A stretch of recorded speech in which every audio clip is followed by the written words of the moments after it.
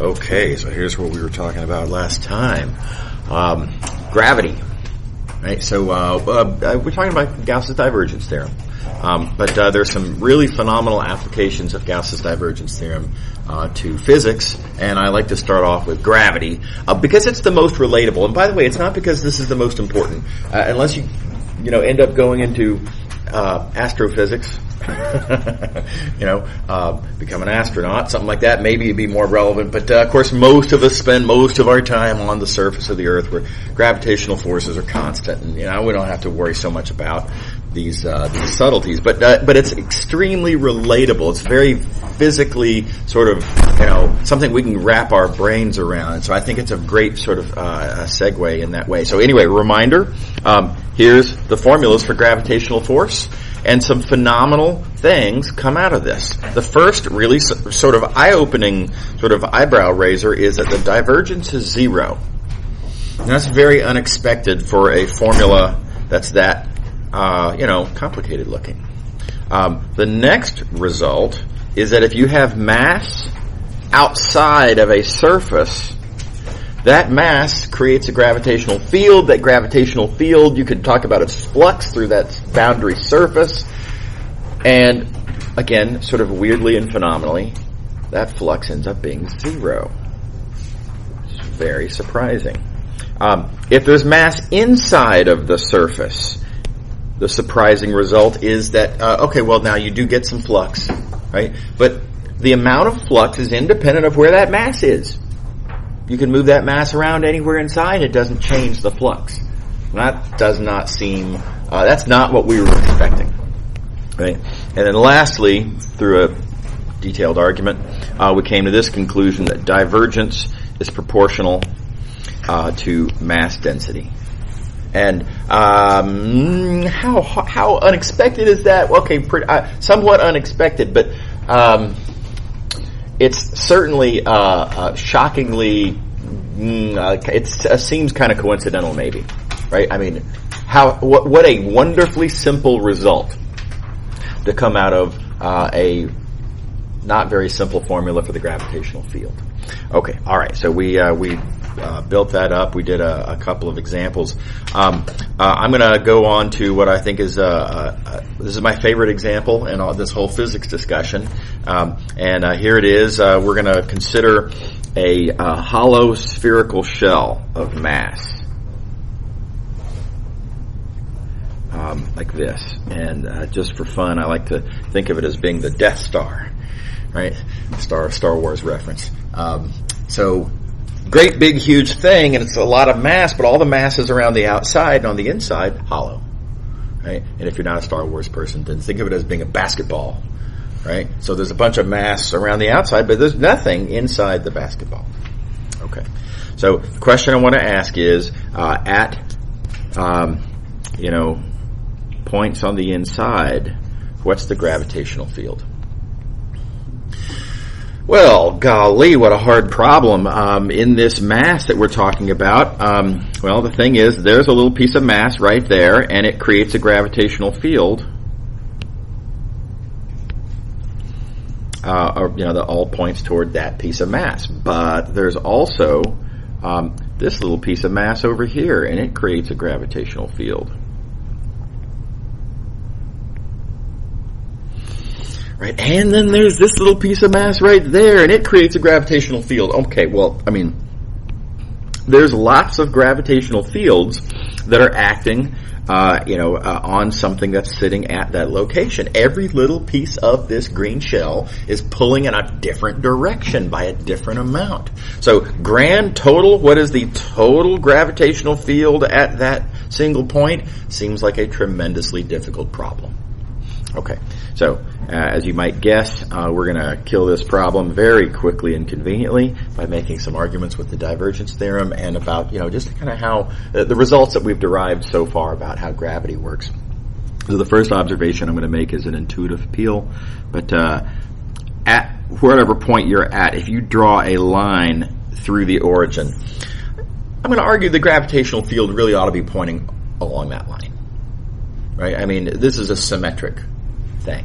So as symmetric as it is, it just wouldn't be relatable if the gravitational field pointed off that way. How could that be? That just doesn't make any sense.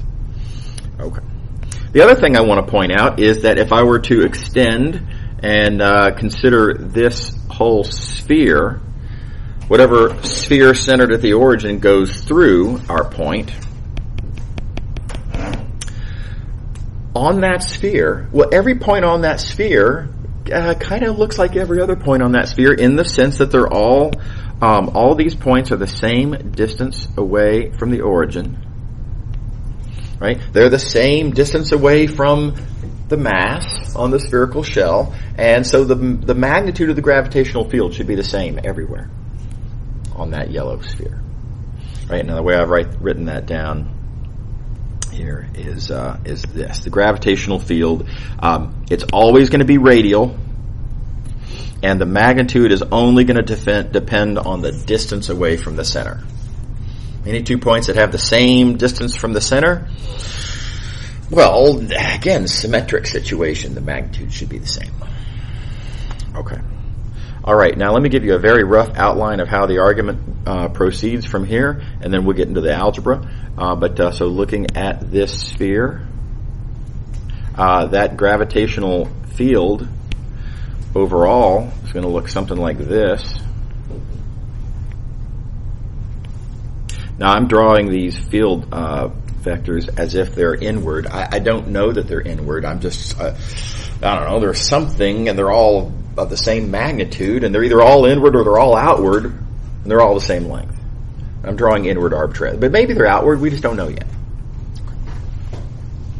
By the way, you can try to sort of anticipate. You can play the game of, well, at this point, look, you're a lot closer to this mass over here. So maybe there's more pull because you're closer to it, right? And that seems persuasive. So maybe the field lines go outward. On the other hand, this mass over here, yeah, it's further away, but there's so much more of it that's pulling this way. Right? So it's really not obvious. And again, it's a fun game to kind of try to, guess, which one of those pulls more strongly, and, accounting for all the different directions and cosine thetas and this kind of thing. Right? Anyway, here's the rest of the argument. That's what the gravitational field looks like on this sphere. And notice what I have is a picture of a non-zero negative flux through that sphere. Right? Look, there's flux inward everywhere on that sphere. There is as I've drawn it here, this is a picture of a non-zero negative amount of flux, which would suggest, according to this formula over here, flux being as it is proportional to mass, that would suggest that there is a non-zero amount of mass inside of that yellow sphere. Right? That's what this formula says. Flux is this constant times the amount of mass enclosed inside of that surface. So, how much mass is there inside of here? Well, none. There's no mass in there. All the mass is on the shell on the outside. The green is where the mass is. So inside of this yellow sphere, there's no mass. No mass, no flux. Right? There's no flux. How could this purple vector field, how could it have all these symmetries and be all pointing in the same direction like this? Doesn't that have to give you a picture of flux, either positive or negative, one or the other? And the answer is there's only one way that it could give you no flux at all, and that is if these field vectors are all the zero vector. And so that's our result. Inside of the basketball, inside of the Death Star, whatever, any side of any uniform hollow sphere, the gravitational field created by that shell of that hollow shell of mass, the gravitational field zero. Shocking, right? Really surprising. I mean, you could imagine, again, if you're sort of, in a spacesuit floating around inside the Death Star, you'd think that right here, well, gosh, I mean, doesn't this mass here pull me in? And well, it does. That mass does pull you in a little bit, and but the problem is there's not very much of it.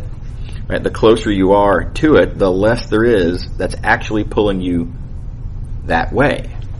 This mass over here is pulling you way over to the side. Right? Which is in opposition to this mass over here, which is pulling you way over to that side. They pretty much kind of cancel each other. Right? So there's just not that much mass that you're super duper close to that's pulling you that way. While on the other hand, there is a tremendous amount of mass way over here. Further away, yes, sure, absolutely. It's further away, but there's so much more of it. And those competing forces, literally forces, cancel perfectly. Anyway, I think it's a neat result. Very surprising. So I'm going to move on now and talk about electric fields. Electric fields are, not everyone here has had a course in E&M, and I know that, right? But hopefully y'all are aware of the existence of something called electric charge. And electric charges either attract or repel. And these are called electric forces. So it's different from gravity in that mass is not the point here. Charge is the point. Charge is an empirical, fundamental physical quantity, so I can't tell you what it is or what it looks like. It just is. The force between two charged particles is given by this formula. And you might notice this looks a lot like the formula for gravity. It's a product of two, charges, not masses. And then there's a constant. Okay, sure, fine, whatever. And then it's inversely proportional to the square of the distance. Structurally, it looks a lot like the gravitational field. And so, due to the mathematical similarities, it turns out that the calculus of electric fields is practically identical to the calculus of gravitational fields. This is the second reason that I like to start with and spend a lot of time talking about gravity. Because while we're talking about gravity and gravitational fields, this relatable, again, physical, is something that we all know very well, we have an intuition for. You are, in effect, except for a different constant, you are talking about a perfect mathematical model for electric fields. And I think that's just fantastic. So anyway, here's the many extremely similar results. The divergence of the electric field is 0 if you're talking about a point charge now, and if you are away from where that charge is. Just like with gravity, divergence is 0 away from the mass. The flux, the boundary surface, is 0 if the charge is entirely outside of the surface. Just like with gravity. The flux of the electric field for charges on the inside, completely independent of the distribution. It doesn't matter where you put the charges inside of the surface, just like it doesn't matter where you put the masses inside of the surface. And then finally, the actual divergence, when you're talking about actual physical distributions of charges, right, not a single point. It's much too simple. If you have a distribution of charges, the divergence is directly proportional to charge density. Just like with mass, the divergence of the gravitational field is directly proportional to mass density. So everything's analogous. Y'all have everything that you need to go through and prove all of these results. And I'm going to outline that for you here and encourage you to do this on your own. But here's the formula for the electric field. It's different constants, but other than that, it looks just like the formula for the gravitational field. Take its divergence. Oh, there's a whole long argument to make here. You can take the divergence, confirm that it's 0, play a game where you consider a charge on the outside, cite, in computation of a nearby boundary flux, cite the Gauss's divergence theorem. But it's the whole thing. It's a whole long argument. It took us like 30 minutes last lecture. But you can go through and derive that the divergence of this electric field is proportional to not mass density, but charge density. And by the way, we use the Greek letter rho, lowercase Greek letter rho, to represent charge density. It's a little unfortunate. It looks a lot like spherical coordinates. Yeah. Oh well. So anyway, that's just like the gravity argument. And I think it's a very healthy exercise to go through and make those arguments. Feel free to cheat by, copying off of the argument for gravity, right? Just rip off the ideas and apply them appropriately in this new context. Okay. And then the total charge, I got ahead of myself. The flux through a boundary surface is always proportional to the total charge inside of there. So again, this is these are closely connected. Easy argument between those. In fact, let me show you what that argument is, just as a reminder. If you take this equation, take a triple integral of both sides, and forgive my terrible notation here, but this I'm just trying to suggest, take a triple integral of both sides. Well, a triple integral of divergence gives you flux. That's Gauss's divergence theorem. Triple integral of divergence is flux. And a triple integral of charge density gives you charge. Just like a triple integral of mass density gives you mass, or a triple integral of whatever kind of density you have gives you, well, whatever that quantity is. Okay. All right. Okay, so like I say, healthy exercises. I hope everyone will take a whack at those. So the next example is actually really about these two equations right here. I just want to point out that these two equations are very, very important. These are what I like to call the first two of what are known as Maxwell's equations. And if you take a course in E&M, or if you have taken a course in E&M, a lot of E&M is about Maxwell's equations that describe electric and magnetic fields and, certain important behaviors of electric and magnetic fields. So this is what I'm going to call, it depends on how you say it. Anyway, I'm going to say this is the first of Maxwell's equations. Now, there are two of them, right? So we call these the two versions of the first Maxwell equation. Now that seems like a cheap trick. Come on. It's two equations. They're totally different. This is about divergence. This is about flux. Right? But the connection between these two equations is so close that we consider them to be, they're really kind of the same equation, just in a different sort of form. Just a semantical version of that argument is, let's think about how you would say this in English. You would say, flux is proportional to charge. And how would you say this in English? Well, you might say, flux density is proportional to charge density. So this is just a density version of this. Or vice versa. You might say that this is just an integrated version of that. Right? And the connection, of course, the thing that allows you to make the thing that allows you to interpret this as flux density in the first place is Gauss's divergence theorem, right? So Gauss's divergence theorem is the connection then between these two equations. You remove Gauss's divergence theorem, and the top equation just says, here's a formula for divergence. The bottom formula says, here's a formula for flux. It's not clear why there would be any connection between divergence and flux, or even why we would care about divergence, or what that thing is, or what an odd little formula that is, right? Minus Gauss's divergence theorem. So Gauss's divergence theorem is the thing that connects these two otherwise seemingly very different equations and makes it clear that they are really very intimately connected.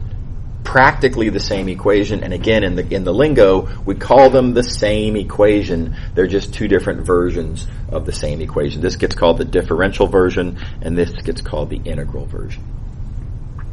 So, anyway, I think it's kind of interesting. By the way, the same thing happens with magnetic fields.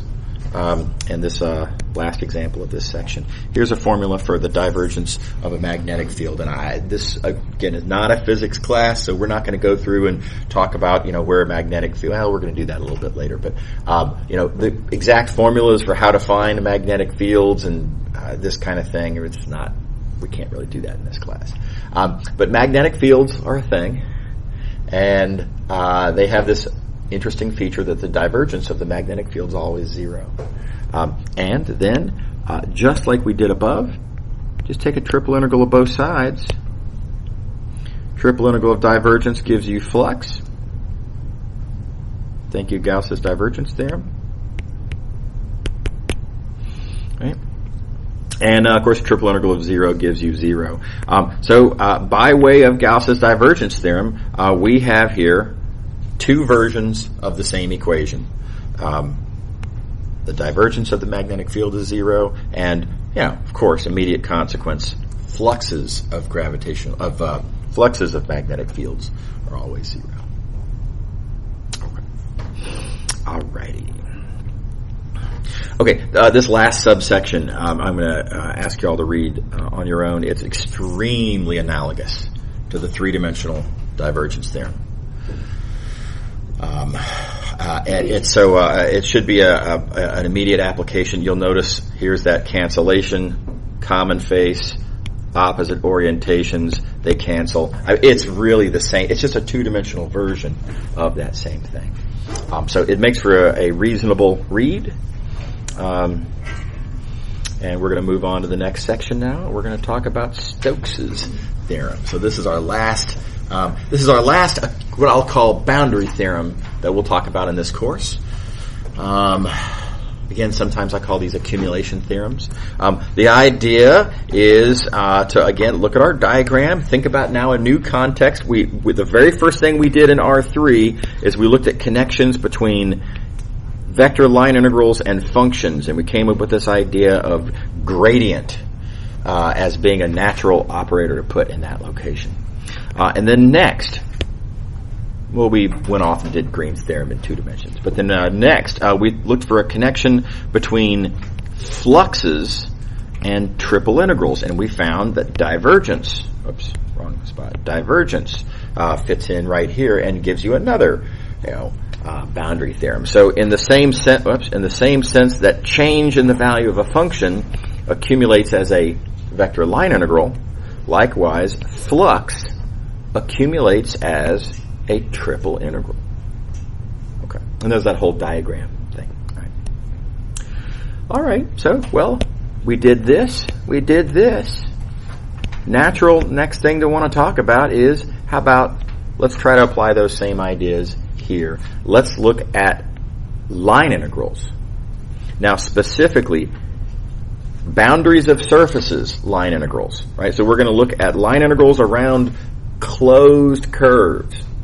Recall, we have a name for this. If you're doing a line integral around a closed curve, line integrals represent, if you think of the vector field as representing a fluid, right? Line integrals represent how much the fluid is flowing around that boundary with the boundary curve itself, right? So we're talking about here then circulation, just like we did with Green's theorem. We're talking about now, though, a three-dimensional version of circulation, not how much does the two-dimensional fluid circulate in a two-dimensional region, right? But how much is fluid circulating around in some way in space? Okay. All right. And we would like to ask, does circulation accumulate over the original surface whose boundary you're looking at? That's not obvious, right? By quite a bit. Definitely not obvious. And if it does accumulate, can I rewrite that as a flux? Gosh, that doesn't seem intuitive, but that's what the diagram's suggesting that we look for. The diagram served us well in the past.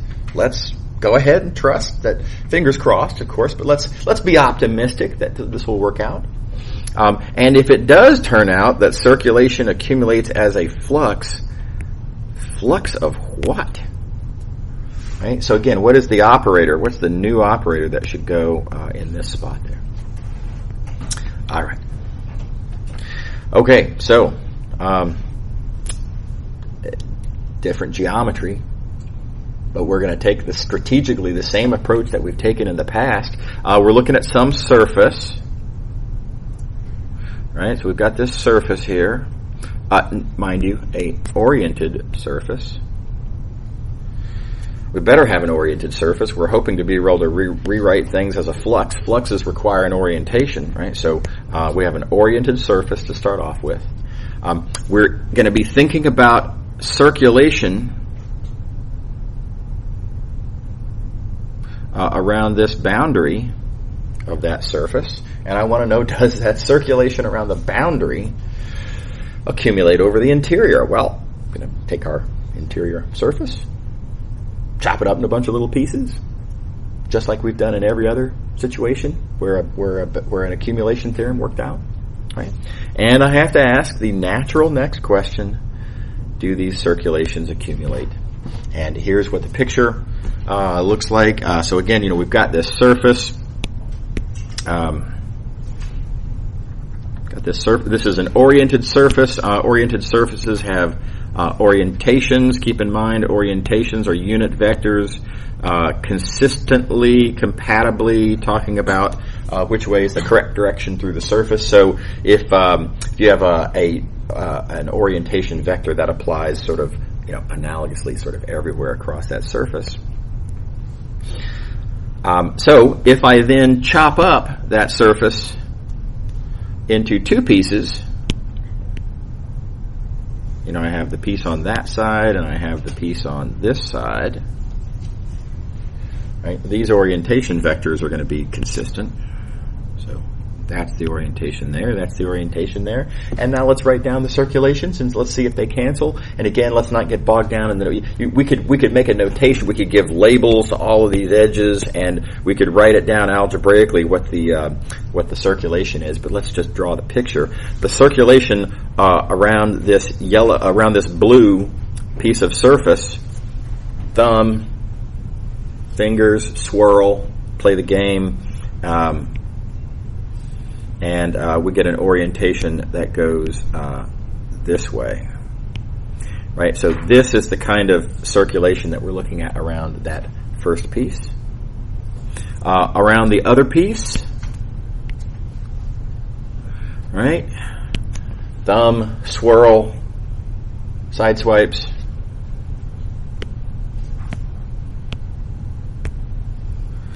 We get that. This edge appears twice with opposite orientations and therefore cancels just like in every other scenario we've looked at, right?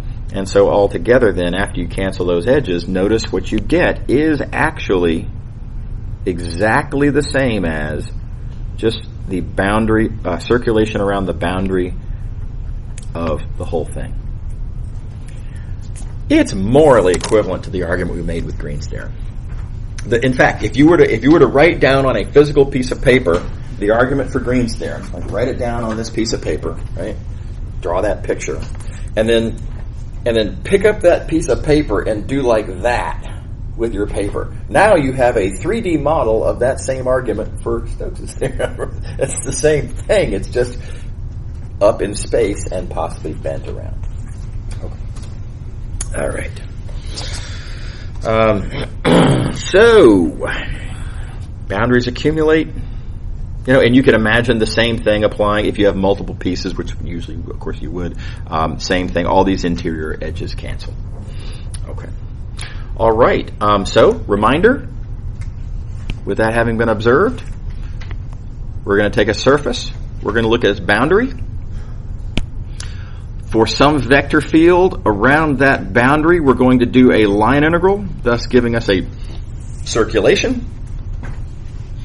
We've made the observation that circulation accumulates over that surface. Let's see if we can rewrite that as a flux, and if so, again, flux of what? Okay. All right, well, here we go. Circulation accumulates as a sum of circulations around the individual pieces that you chop up your surface into, all these little pieces, SI. So that just says circulation accumulates. Again, you can take a limit for free, just like in all the other cases we've talked about. If this is going to be a surface integral, I need to have delta S over here. So let's multiply and divide by delta S just to be legal, right? Now this does look like a surface integral. Now, bad news, it doesn't look like a flux integral. A reminder, we're hoping it will turn into a flux integral. This does not, as it stands, look like a flux integral because that's a scalar surface area. Okay, so that's a little unsettling. But anyway, let's proceed and see what happens. So I'm going to rewrite this as a integral. Right? Scalar, admittedly, scalar looking anyway. Surface integral. We have on our inside now. We have that as our integrand. Do we recognize that expression? Have we seen that before? Not really. Sorry. Right? So again, we don't always get as lucky as we got when with the fundamental theorem of calculus. It just happened to lucky break. Oh my gosh, look, there's our derivative, our old friend, right? We just happened to get lucky in that case. That you can't expect to always get that lucky. This is not something we recognize, but it's something that you can compute. And this thing, and again, there's a bunch of details. Not what I'm trying to focus on in this course, exactly how you go through the details to compute this thing. It's a little technical, right? It's work. But here's a formula for it. It's a little bit of a strange formula. There's this odd construction here involving various partial derivatives of various components of your vector field. It is what it is. And then when you're done with that, you have to do a dot product with the unit normal vector that is the orientation of your surface. So that's a little annoying. Anyway, that's what it is, and you can stick that in to the up here where this came from. Stick that right on in there, and notice, lucky break. We'd been sad about the fact that this was a scalar. And that was a scalar difference. This looked like a scalar surface integral, which isn't what we were expecting. But now check it out. That that's part of the integrand, pairs up with that scalar, ds, and gives us our vector differential, the ds vector. And now, as it has turned out, weirdly, we do indeed get a flux. So, there we go. Circulation is a flux. And this is the first version I'm going to show you of Stokes' curl theorem. So the big picture, the broad strokes, right? We're looking at accumulations. We observe that these interior edges cancel. Circulations accumulate, and everything after that, once you've observed that circulation is an accumulating quantity, it accumulates like any other physical, visceral, actual stuff, right? Then accumulating stuff is just a matter of playing games to rewrite it as an integral. Okay. All right. Okay, so now notation, a couple of bits of notation. First of all, this thing deserves a name. This is our new integrand. We're going to call it curl. All right, so curl F, and that's a perfectly acceptable way to write it. To just write out curl F. This is a formula to memorize. You're not actually going to actually memorize that. But anyway, this is certainly a formula that you need to know. Let me put an asterisk on that. I'll come back in a second. This is the thing. If you want to turn a circulation integral into a flux integral, that's the thing that you do it with. That's our missing magic operator for this point in the diagram. Now here's another point of notation. Don't forget our del operator, right? We originally used this in the context of gradients. Then we observed that doing a dot, that seems weird, but doing a dot with it as if it's a vector, which is, I don't know, right? A little bit weird. But anyway, if you just notationally, if you do a dot product with that, with some vector field, you get divergence. Wow, what are the odds? Right? So something analogously convenient happens here. It's crazy, but if you were to take your del operator here, there it is, del operator, and your original vector field that you're interested in computing circulation of, right? If you do the cross product of them, as if that, as if that's okay, as if those are actually vectors. Just from a symbolic point of view, just do the cross product. And remember, the formula for cross product is easy to remember. You put your standard basis vectors across the top. First vector next, second vector last. Take the determinant. Again, symbolically. If you apply that in this case, look at what comes out. It happens to be exactly curl. So we have here again another alternative notation for curl, del cross. So the way you would pronounce this is del cross F. I remind you, there's lots of different ways to multiply. There's multiple ways to multiply different vectors, so you can't just say del F. That's not okay. You got to say del cross F. Or of course you can just say curl F. But anyway, the cross is critical. The dot, if you're doing divergence, is critical. Okay. All right. Okay, so we have ourselves a new theorem and new notation, and here's how it fits in the diagram. Just like we were hoping it would, we have a new operator to put here. There's our curl operator. You'll notice I'm denoting it with that del cross notation. I'm also putting curl, written in English there, because there's something satisfying about that too.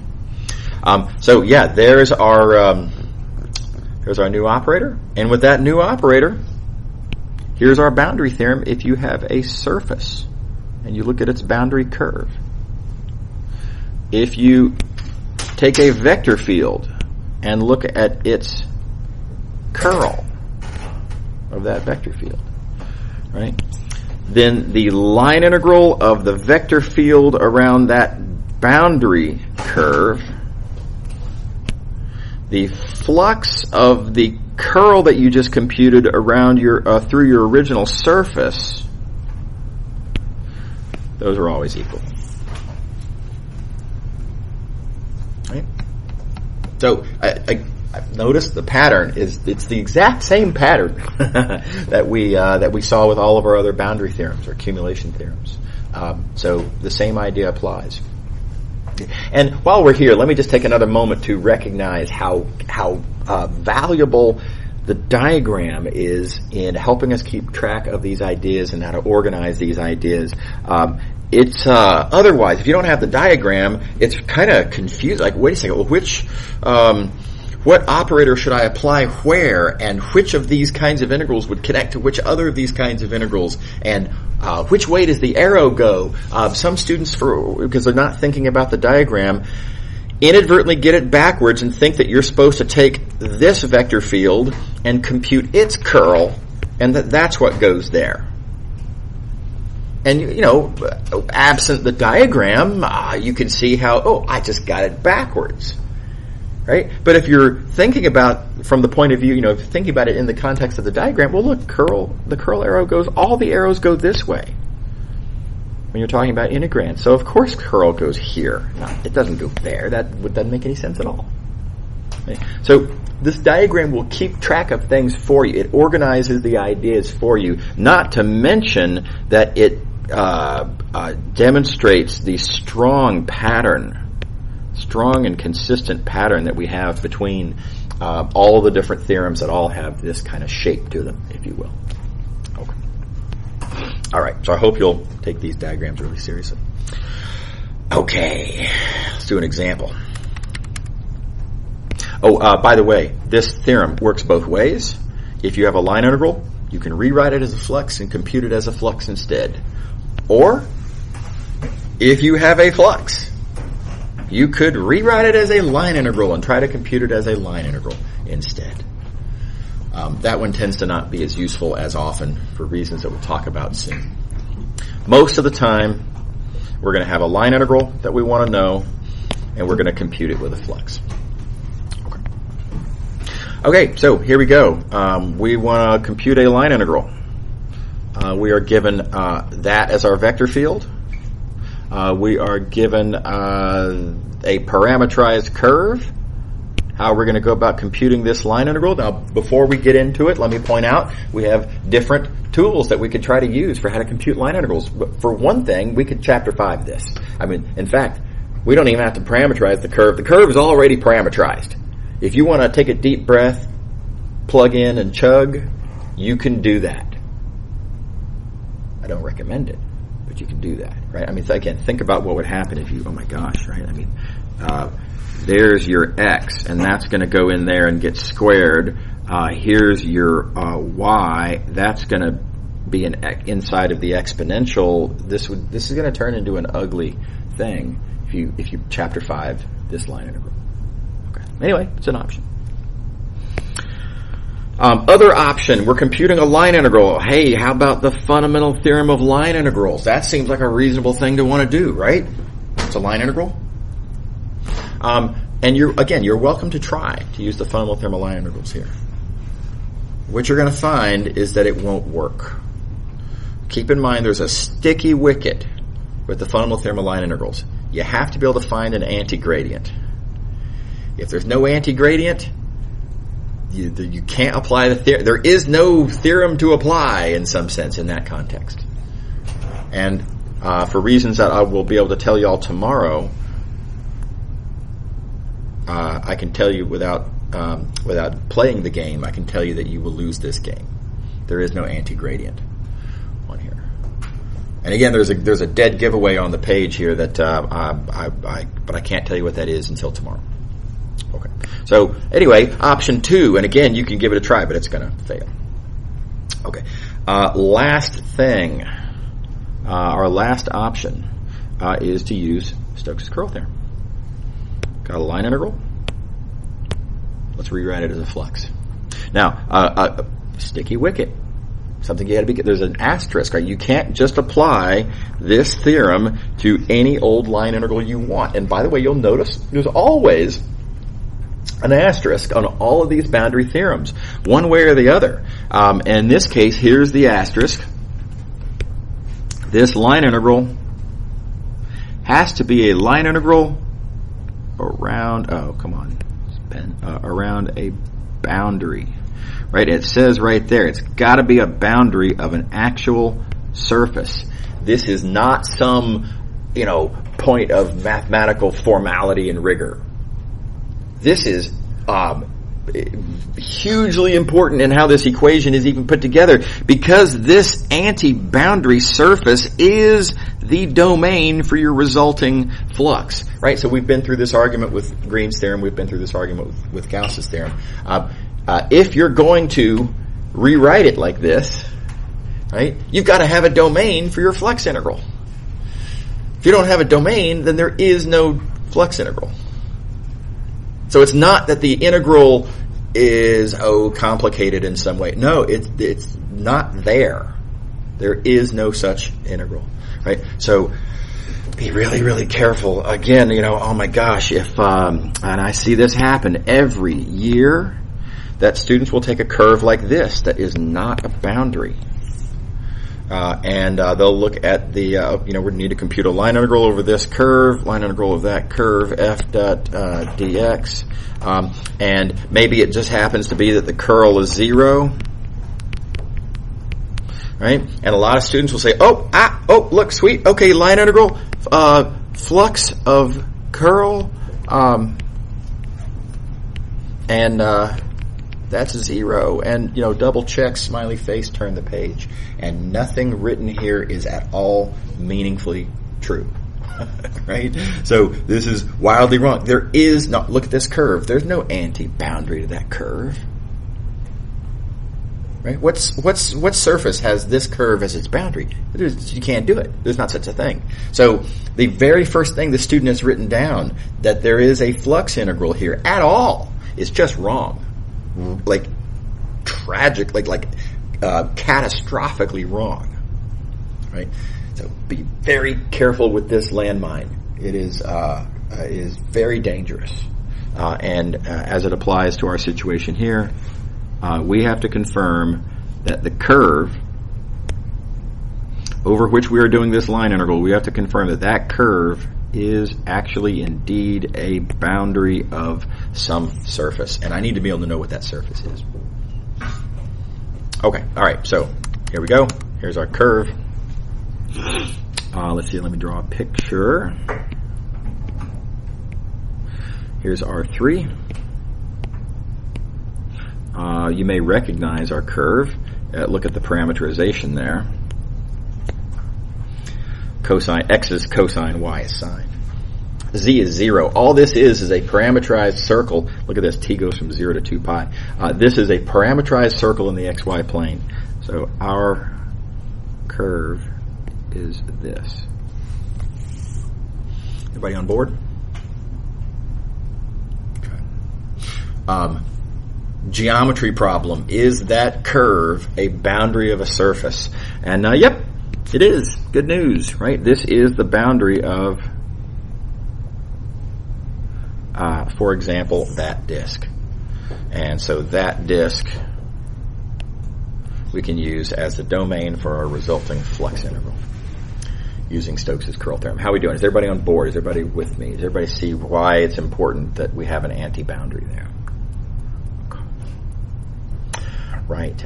Now, before we go on, I do want to point out something. This is going to sound silly, and I guess it's a little silly. But there's more than one surface that I could pick here. Right? I picked a surface whose boundary is that curve, but I could also have taken like an upper hemisphere. If you think about it, an upper hemisphere, its boundary is that same curve. Right? In fact, there's nothing magic about spheres. This could have been some sort of an ellipsoid, like that. Or it could have been a wacky something like that. So, for example, a glove. This is geometrically a little bit challenging, but if you think about it, if you have a glove, right, the boundary of the glove is just where you put it's where your wrist goes through, right? That boundary is, well, for example, kind of like a circle. Right, so there's a lot of different surfaces that you can pick. I encourage you to always pick a convenient choice of surface. Right, be kind to yourself. Take the easiest one, for crying out loud. If you possibly can, if there is a flat surface to use, that's probably a pretty easy choice, right? So that's almost certainly the right choice. There are occasional instances, they're kind of rare and manufactured, but there are occasional instances where maybe like a sphere or something, but that'd be pretty unusual circumstance. Okay. All right, one other thing I need to point out, we got to worry about orientations, right? So looking at our surface here, we need to compute a flux on this surface. Here we go, flux on this surface, and fluxes mean I need a normal vector. What's the normal vector for this surface? Said differently, what is the orientation on this surface? And this is something you just got to think it through. You got to think about that you have an orientation on the boundary curve, and you have to ask the question, there's two different choices of which way that normal vector could point on the surface, and two options, and just think through which one gets you the orientation that goes the way of the curve that you've been given that is that you want to be your boundary curve. So you just got to consider your options and pick the one that actually is right. Now, let's just notice, if I were hypothetically to think about this surface as oriented downward, downward, thumb down, right hand, fingers swirl, and nope, that's got me going the wrong way. Right? That would have me going that way, which isn't the direction of the orientation of my curve that I was given. I've got to make sure that I get the same as the curve that I'm given. Okay, well, so let's try upward. Thumb, fingers, swirl, side swipe, Does this sideswipe the correct way? Well, yep. Right, so process of elimination, our normal vector is 0, 0, 1. Everybody good? Now, lucky, I say lucky, I was clever / lazy enough to pick my nice, flat, perfectly horizontal surface, and nice punchline then is because I picked a flat surface, the normal vector really is straight up, and so 0, 0, 1. Right? If you pick a more awkward surface, like if you pick a sphere, well now your normal vector is, well, whichever way it is, now you've got an annoyance. Right? Now you've got more algebra in what is the formula for that normal vector. Okay, so it's another argument for a flat surface. To make the calculation go through, when we're applying Stokes' curl theorem, don't forget you've got to compute the flux. So this vector field, right? You've got to compute the flux of it. I'm sorry, curl. Sorry, I'm getting ahead of myself. The curl of that vector field. Now that's a calculation. That's this calculation back here. Bunch of partial derivatives in the form of a cross product, in the form of a determinant. So give yourself some practice on doing that. Make sure you can do that reliably. And let's see, where are we now? Yeah, right. So that turns out to be, as it happens, 0, 0, 2. Lucky break. So the curl is 0, 0, 2. The normal vector, as we just discussed, is 0, 0, 1. And you've got yourself an easy surface integral. And again, of course, this is a manufactured example. I wanted it to work out really nice, so you could see, what the potential is and how nice this can be. How we doing? Okay. Another example. Okay, so here we have a curve, computing a line integral. We have a curve that's an intersection of a plane and a cylinder. Now, this does not come pre-parametrized. So I'm going to have to recognize what this curve is in a different way, and I'm just going to literally draw. Here's the plane, and this isn't, don't worry about whether this is exactly right, but this is figuratively, as far as we need to know, this is, representative. There's that plane, and here's the cylinder. And I appeal to your geometric intuition. You take a cylinder like that, and you cut it with a plane that comes in at an angle. Whatever that angle, it doesn't really matter what that angle is in some sense. That intersection is going to be a tilted ellipse. Like that. So there's my curve. Everybody on board? Okay. Now, so that curve C. Okay, so look, we could parameterize that curve. By the way, it's not that hard to parameterize this curve. Just a little quick heads up for you, so for just in case you might need to in the future. X and Y are going to be cosine and sine, right? See right there. The X and Y coordinates are just going around in a circle. So cosine and sine are X and Y. And once you know X and Y, specifically if you know X, then you can solve for Z. So this is not hard to parameterize. You could do it. You could plug and chug, parameterize. It wouldn't even be that bad. Look at the vector field. The vector field, not that bad. If you wanted to compute this line integral chapter 5 style, it's going to have some sines and cosines. Nothing crazy. Totally doable. Something to think about. In fact, I think it'd be a good practice problem. Think about doing it that way. See what you get. You could try to find an antigradient and use the fundamental theorem of line integrals, right? Anytime you're computing a line integral, fundamental theorem of line integrals is something you want to at least entertain as a possibility. Again, here, it's going to fail for reasons that I will be able to tell you tomorrow. We don't quite have the tools yet. But there is no antigradient here, so that's not really an option. Okay. So let's see, before we, chapter 5, before we, parameterize and plug and chug, let's just see if maybe we can get Stokes' curl theorem to work. First of all, again, as we are always worried, is our curve actually a boundary of something? Do I have an anti-boundary? Yep. Right? Take a look at the picture, and for example, that solid ellipse surface inside of that plane would be a perfectly fine example. And there's all sorts of wackier surfaces you could pick. Why would you? Let's pick the easy one. Okay.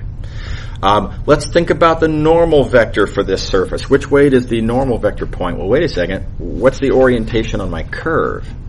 My curve, let's see here. My curve is oriented counterclockwise as seen from above.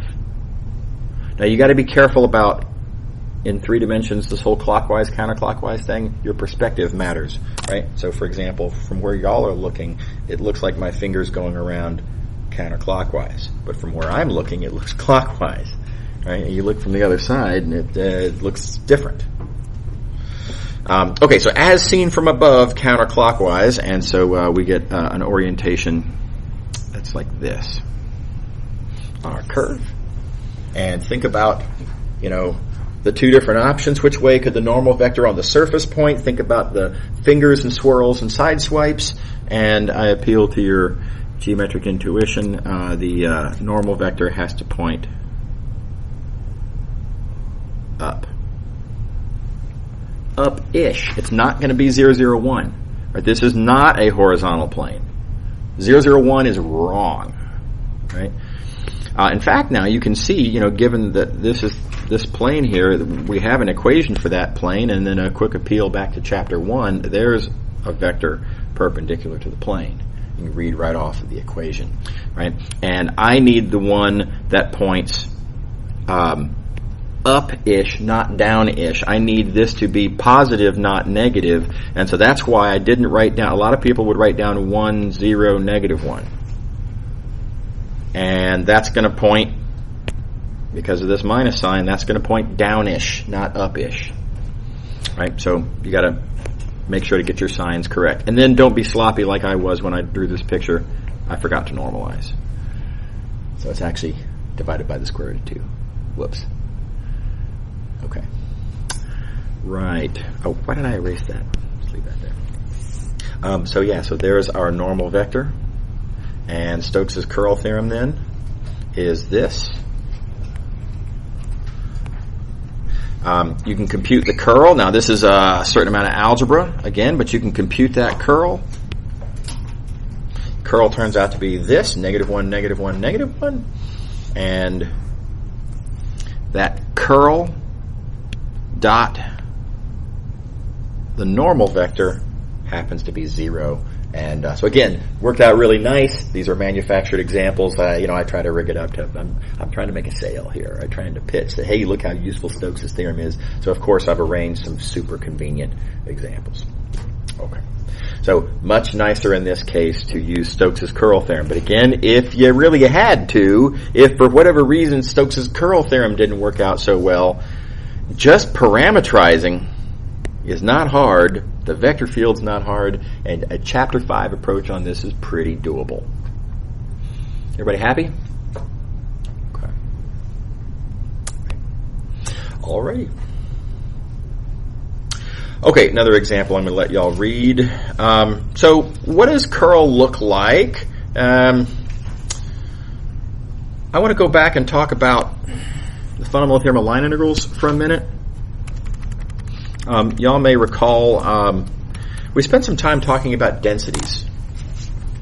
Right? So we started in the context of flux, and I made this pitch. It seemed weird at the time, but if you look at it the right way, you can think of divergence as being flux density. I mean, flux accumulates over a solid just like mass does.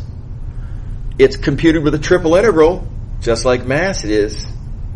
It's just that the integrand is divergence instead of mass density. So divergence really is flux density. It's a very reasonable way to think about divergence. Very valuable point of view. So then I made the observation here. Let me write some of this down. Divergence is flux density. And then I observed that the derivative is change density. And then I observed that Green's operator is circulation density. Right? We've got all these different operators that involve accumulation theorems, and they're all densities in their different ways. Densities as appropriate to whatever kind of quantity is actually accumulating. Right? Okay, so why didn't I talk about the fundamental theorem of line integrals here? Right? Gradient, that's something it's one of these operators just like these. Right? How come I didn't talk about gradient as being a density? And so that was a deliberate omission, and it's because that things are a little bit different when it comes to the algebra is just a little, the geometry is a little bit different. And so I want to come back now and talk about how gradient can be viewed as a density, sort of in a certain way, if you think about it the right way. Okay, and that's going to segue into curl in a couple of minutes.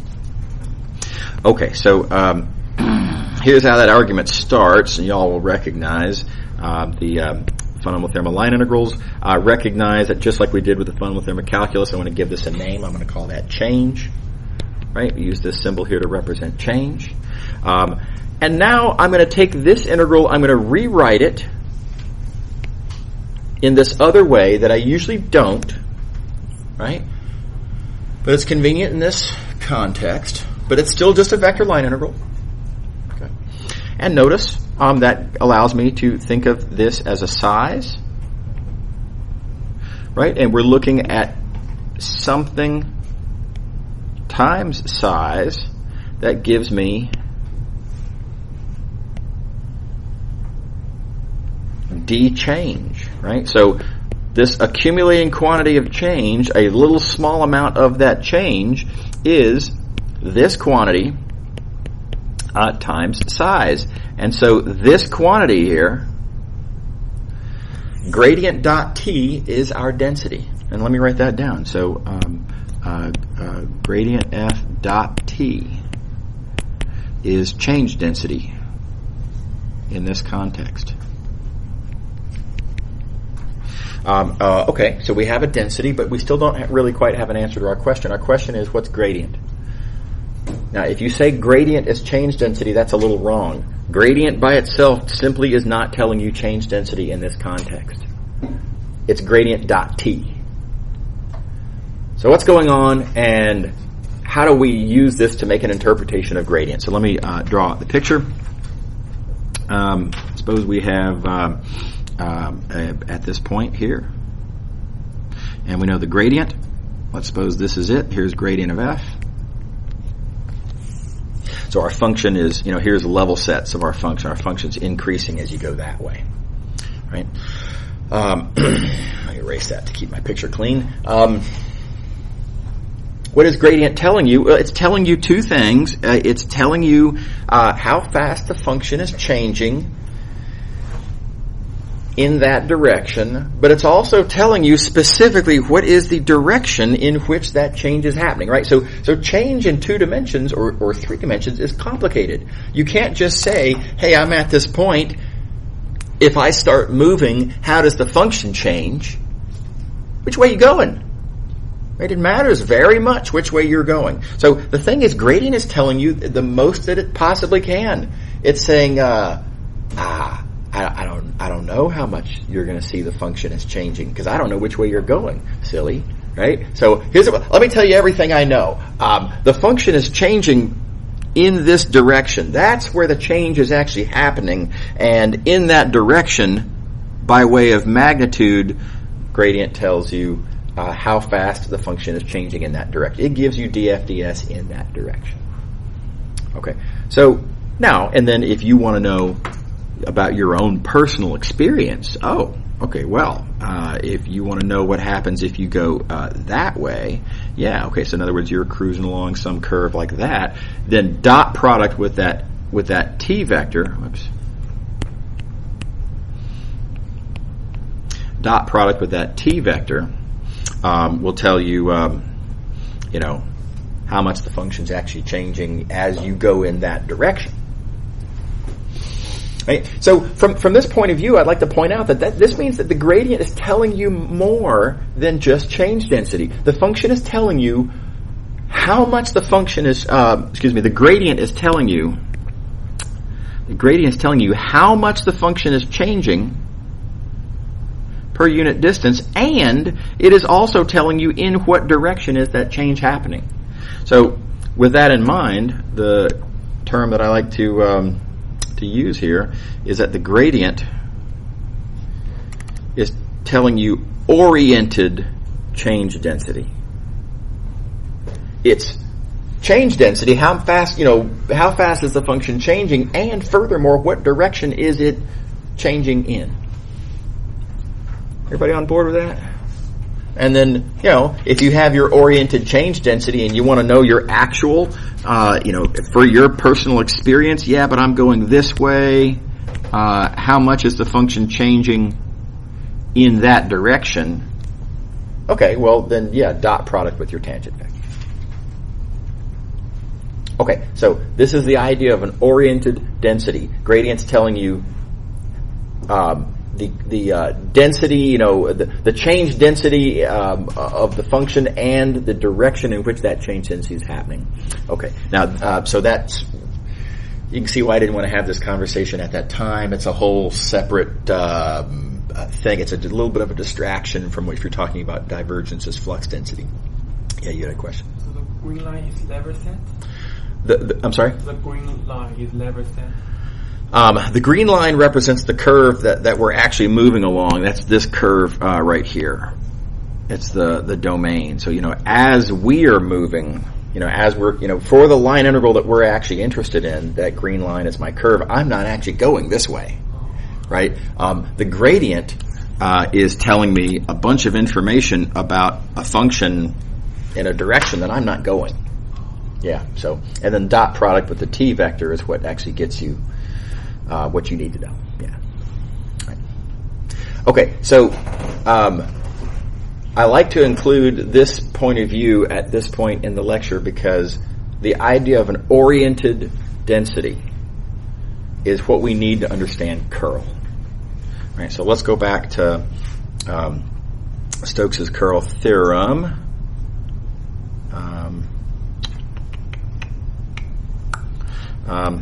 Yeah. So this curl thing, it's going to be tempting to call it circulation density because we are looking at an accumulation of circulation. Somehow, curl seems to be telling us about how the function is circulating. I mean, this vector field is representing a fluid that's flowing around in some way, and if you can imagine in 3 dimensions, if a fluid is flowing, there might be sort of a rotational aspect of that flow, right? Tornadoes, for example, hurricanes, right? There is a spinning, twisting, curling, you might say, sort of aspect to how fluids can flow around. Okay, but I claim that this is an oriented thing, and here's my, let's see, where is it? Here we go, here's my picture. So, if you have a fluid, and if it is in fact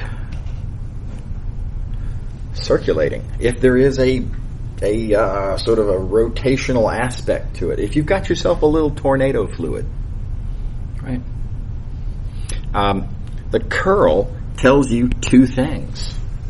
The curl tells you, by way of its magnitude, it tells you how much of a tornado do you have there. Is there a lot of swirling? Or is it just kind of a gentle, there's not that much, I guess there's a little bit of a rotation around, but, not much.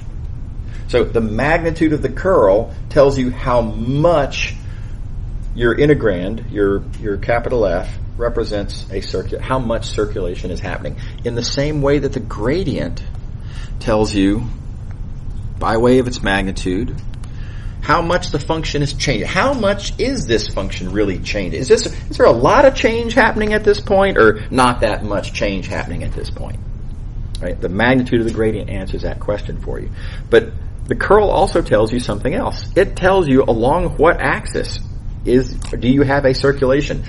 If there is a circulation of a fluid in space, just the way it's rotating around means you're rotating around an axis. So the direction that the curl points tells you what axis the fluid is circulating around. So what is the direction of that circulation? In the same way that the direction of the gradient tells you what direction the change is happening. Change is happening that way. There's no change happening that way. There's no change happening that way. There's, negative change happening that way. The change is really, that's uphill. That's how the function's changing. And if you want to know how that relates to your personal situation, I'm going this way. Okay, well, then you're going to have to account for that. And the dot product with the tangent vector is how you account for that. Likewise, dot product with the curl vector is how you account for it if you're interested in circulation around a different axis. So I have a picture of that, and that's here. And this is just a geometric appeal. We're not going to make this rigorous. But if your fluid is flowing around like this, now I have here two separate pictures of the same fluid. Right, so it's got the same curl vector in both cases.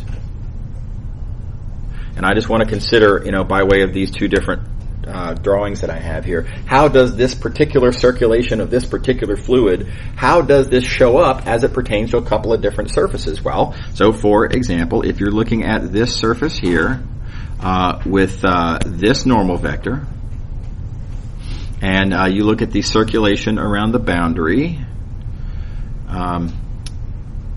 color choices going around this boundary, like that.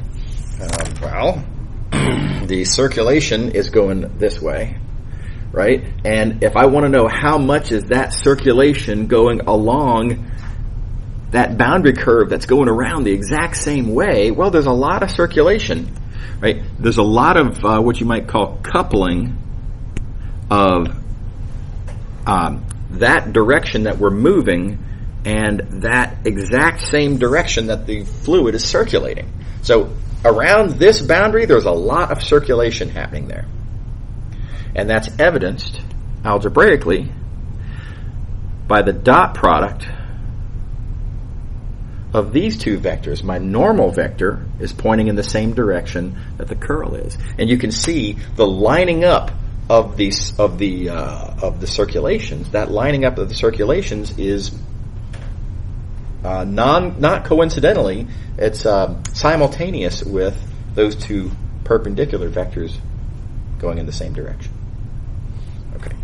On the other hand, consider this surface with this normal vector and moving around its boundary, which is going this way.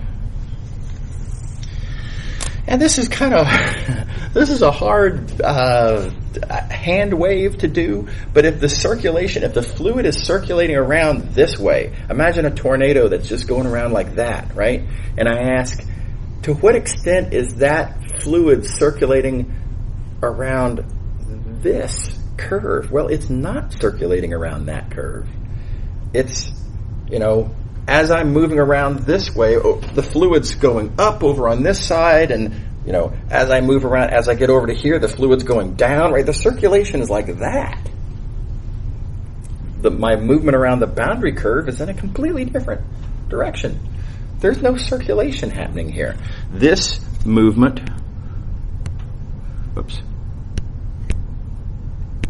this movement around that boundary and that movement of the fluid around the axis, they just don't line up. And this is evidenced by this normal vector and this curl vector. They just don't line up. The circulation is around that axis. My boundary movement is around this axis. They're totally different directions. Okay, so dot product with the gradient is an algebraic foot in the door for seeing how much does the actual circulation of the fluid show up in our personal path of moving around certain boundaries. Okay, so anyway, that's a lot to digest geometrically, but anyway, so that's how you can think of circulation as being a density. In that, give me just a couple seconds here. I'm almost done. That here's the actual density. That's density right there. That's circulation density. We're interested in curl. Curl tells you two things. It tells you how much circulation is happening, and it also tells you in what direction the circulation is happening. And then if you want to know how that relates to your personal experience, I'm going around a particular surface, okay, fine. Whatever surface you're going around, okay, we'll dot with the normal vector. And that tells you how much of the circulation you're going to see based on your experience. So this thing right here is, again, what we call oriented. Where did I write it down? Oh, okay, here it is. Oriented circulation density. Okay, all right, we'll pick up here on tomorrow. See y'all later. And a couple of quick announcements. So first of all, the grading is moving along on the midterm. I should have it done by the end of today. So I'm gonna work as hard as I can and get those grades. So you should receive an email with a link that'll allow you to see all your grading marks and everything, and of course your scores. And I'll have a curve for you and everything. I really hope by the end of today. The other thing I wanted to say real quick about the final exam. Somebody sent me an email. Apologies, I didn't write back yet. So the question was, can we find practice final exams? And so the answer is mostly no. There's a math department policy that I'm not allowed to post old final exams. It's a department policy, right? So here's the good news. What I can say is when I write final exams, my process is not any significantly different from when I write midterm exams, right? So my old midterm questions that's how I write questions, right? And the final exam questions aren't qualitatively different. So y'all have got, of course, a huge bank of old midterms. Sadly, for summer classes, I don't have a last midterm. And therefore, all this Chapter 6 stuff, right? And further back in Chapter 5, all the stuff that has not yet been fair game for a midterm, there are no summer midterms that cover that material. But what you can do is go to my semester test bank. There's a link to it on our class website. If you go to the semester test bank, there are lots and lots of exam 3s. You're looking for exam 3. Or if you go way back to ancient history of 2004, there's an exam 4. Anyway, so those midterms do cover, and it's a little different because it uses a different textbook. It uses the Edwards and Penning textbook, but the way the ideas are covered is a little different, but the actual coverage is practically the same. It's very, very similar, and that's a fantastic resource of old exams for y'all to study from. Okay, see you later.